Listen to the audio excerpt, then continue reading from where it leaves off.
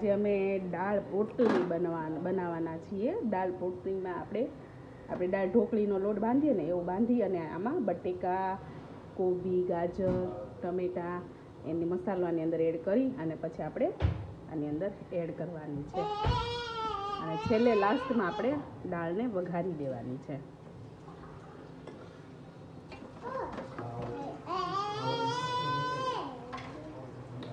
આ ઉકળી જશે ને એટલે ઓટોમેટિક ઉપર આવી જશે ને આ ખાવાની બહુ જ મજા આવે।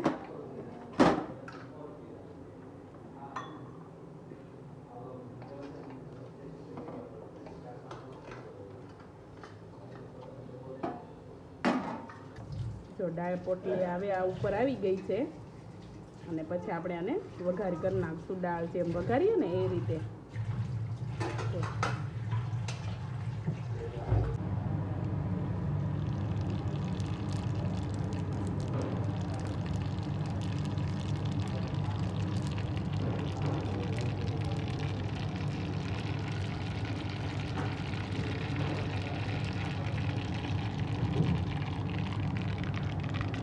સિસ્ટમ આ રીતની છે એટલે વઘાર બળે નહીં।